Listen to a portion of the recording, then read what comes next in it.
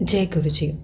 संगत जी, जब गुरु जी की कृपा होती है ना तो असंभव कार्य भी संभव हो जाता है। जो चीज़ें हमें नामुमकिन लगती हैं ना वो भी मुमकिन हो जाती हैं। आप इमेजिन करके देखिए कि अगर आप किसी तीर्थ स्थल पर जाना चाहते हैं और ये भी जाना भी चाहते हैं और चाहते हैं कि अगर मैं नहीं भी जा पाऊँ तो भी वहाँ का कोई प्रसाद या कोई अमृत हमें मिल जाए तो कितनी अच्छी बात हो। लेकिन अगर आप अपने हालात देखते हैं तो हालात तो आपके ये कहते हैं कि आपको कहीं पे भी नहीं जाना है, सारे रास्ते आपके ब्लॉक हैं। पर उस वक्त आप क्या करते हो? उस वक्त आप सिर्फ और सिर्फ अपने गुरु जी को याद करते हो, क्योंकि जब कोई रास्ता नज़र नहीं आता है ना तो सिर्फ गुरु जी ही नज़र आते हैं। तो सोचिए, गुरु जी से की हुई दिल की अरदास किस तरीके से चमत्कार वो बन जाती है, एक अंधेरे में भी रोशनी कर जाती है। जहाँ पे हालात बिल्कुल ऐसे होते हैं कि हम कुछ नहीं कर सकते हैं, वहाँ पे रास्ते बन जाते हैं। तो ये कौन करता है? ये हमारे गुरु जी करते हैं। और गुरु जी ने किस तरीके से किया, जो चीज़ें नामुमकिन थी उसको मुमकिन कैसे किया, वो आप इस सत्संग में सुनेंगे। बहुत प्यारा और बहुत ही ब्लेस सत्संग है।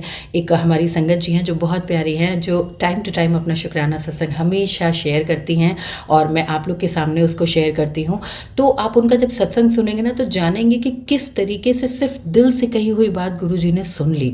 और सच में गुरु जी सुनते हैं, बस हमारे एफर्ट में कमी होती है। आप दिल से उनसे फरियाद करिए, दिल से अरदास करिए, उनका सिमरन करिए, उनका शुक्राना करिए, तो देखिए गुरु जी कैसे आपकी सुनते हैं। क्योंकि गुरु जी हमसे क्या चाहते हैं? सिर्फ सिमरन और शुक्राना। तो जितना ज़्यादा आप सिमरन करते हैं, मतलब उनको हर पल याद करते रहते हैं और जो आपकी फरियाद होती है वो फरियाद उनके सामने रखते हैं, शुक्राना करते हैं, हालात चाहे बुरे हो चाहे अच्छे। पर अगर जो बंदा अच्छे में तो सब शुक्राना करते हैं, जो बंदा अपने बुरे हालातों में भी शुक्राना करता रहता है ना कि ठीक है, अगर ये दर्द मुझे मिला है तो भी तुमने दिया है, कुछ सोच कर ही दिया होगा क्योंकि तुम मुझसे बेहतर जानते हो। तो जब ये हम इस तरीके से फरियाद करते हैं ना तो वो बात हमारे गुरु जी के कानों तक ज़रूर पहुँचती है और वो आपकी फरियाद पूरी करने के लिए स्वयं रास्ता बनाते हैं। तो अपना जो विश्वास है वो अटूट रखिए और जब आप ये सत्संग सुनेंगे ना तो आपको और ज़्यादा बिलीव हो जाएगा कि हाँ, गुरु जी सच में सुनते हैं। बस हमें क्या करना होता है? दिल से सिमरन और शुक्राना करना होता है। तो ये सत्संग पूरा सुनिएगा, अधूरा मत रखिएगा, क्योंकि जब आप पूरा सुनेंगे तो ब्लेसिंग्स तो मिलती ही मिलती हैं, लेकिन आप जिन सवालों में अभी उलझे हुए हो, कुछ उधेड़ बुन मन में चल रहा है ना, वो भी इसको सुनते ही दूर हो जाएगा।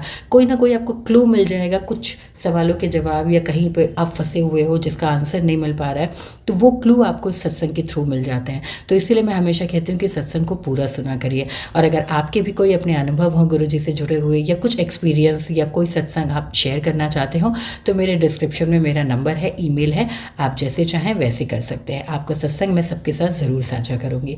तो चलिए अब देर नहीं करते हैं और आंटी जी का सत्संग सुनते हैं जो कि बहुत ही ब्लेस्ड है। जय गुरु जी। जय गुरु जी, शुक्राना गुरु जी, अनंतम अनंतम शुक्राना गुरु जी। गुरु जी के चरणों में कोटि कोटि प्रणाम। ओम नमः शिवाय, शिव जी सदा सहाय। ओम नमः शिवाय, गुरु जी सदा सहाय। ओम नमः शिवाय, शिव जी सदा सहाय। ओम नमः शिवाय, गुरु जी सदा सहाय। प्यारी संगत जी, ये मेरा शुक्राना सत्संग है जो महाशिवरात्रि के दिन फलित हुआ था।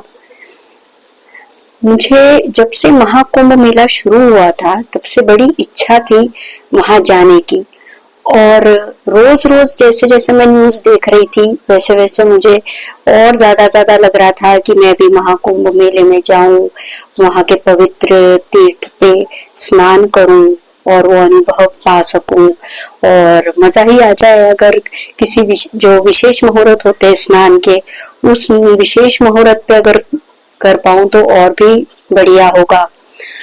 ऐसा मुझे इच्छा तो बहुत थी, पर साथ ही में मुझे लग नहीं रहा था कि ये हो पाएगा, क्योंकि मेरा 2 साल का छोटा बच्चा है और घर पे भी कई जिम्मेदारियां थी, तो ऐसा मुझे लगता तो नहीं था, पर इच्छा बहुत हो रही थी। तो ऐसे ही दिन बीत रहे थे और जैसे जैसे कोई भी जाता था, पड़ोसी भी जाते थे और आते थे, तब मुझे लगता था गुरुजी काश मैं भी जा पाती। फिर जैसे जैसे दिन गए, उसके बाद एक दिन एक पड़ोसी ने खुद ही मुझे कहा कि हम जाके आए हैं करके प्रयागराज में, और हम वहां से तीर्थ भी लेके आए हैं, अगर आप चाहो तो आप बोतल में ले जाओ।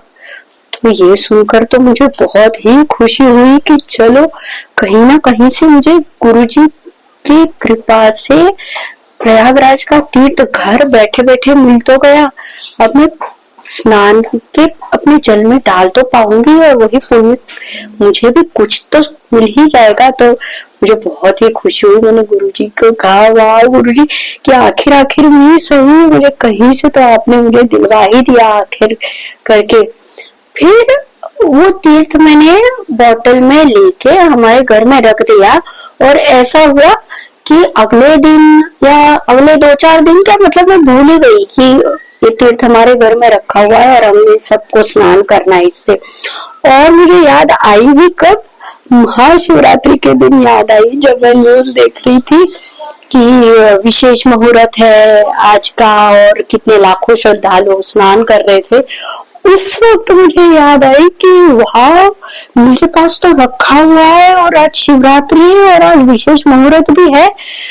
तो मुझे मेरे खुशी का फिर से ठिकाना ही नहीं रहा, क्योंकि सचमुच मैं भूल चुकी थी कि मेरे घर में रखा हुआ है और मुझे स्नान भी करना है। और गुरुजी ने ऐसे विशेष समय पर मुझे याद दिलवाया कि उसी वक्त, मतलब जब शुभ घड़ियां चल रही थी, उसी वक्त हम सबने फिर घर में अपने स्नान के जल में उसको यूज किया। और जब मैं स्नान करी थी तो मैंने पूरा प्रयागराज तीर्थ का ध्यान किया, सभी पवित्र तीर्थों का भी ध्यान करा साथ में। फिर गुरुजी से ये निवेदन किया कि गुरुजी कि आपने इतने प्यार से मुझे आज याद दिला भी दिया है, फॉर्चुनेटली मेरे पास है भी आज जल तीर्थ, तो प्लीज गुरुजी आज मुझे आप वही पुण्य प्रदान करो कि जो लोग महाकुंभ में इस विशेष मुहूर्त में स्नान कर रहे हैं उनको जो लाभ होगा, गुरुजी प्लीज मुझे भी वही लाभ आप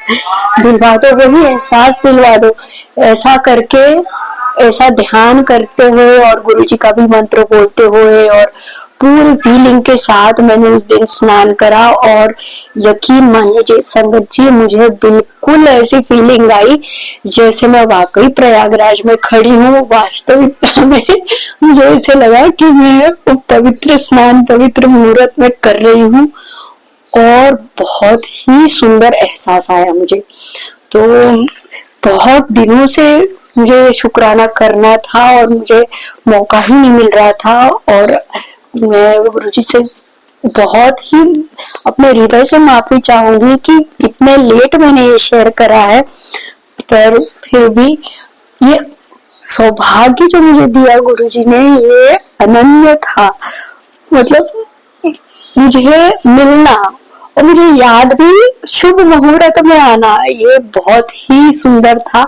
गुरुजी की कृपा से ये महाशिवरात्रि मेरी बहुत ही विशेष रही, मेरी जिंदगी की सबसे विशेष महाशिवरात्रि रही है, क्योंकि मुझे ऐसे सुंदर से एहसास और एक सुंदर स्थिति सुबह भी मिली, रात के 12 बजे भी मिली। तो गुरुजी को कोटि कोटि प्रणाम, कोटि कोटि शुक्राना गुरुजी का कि उन्होंने मुझ पर अपार कृपा करी शिवरात्रि पे। Thank you so much guruji, love you guruji. यहीं पे मैं तो सत्संग का विराम करती हूँ संगत जी। गुरुजी की ऐसी असीम कृपा सभी संगत पर अविरत रूप से बरसती रहे, यही इच्छा है। को जय गुरुजी, शुक्राना गुरुजी।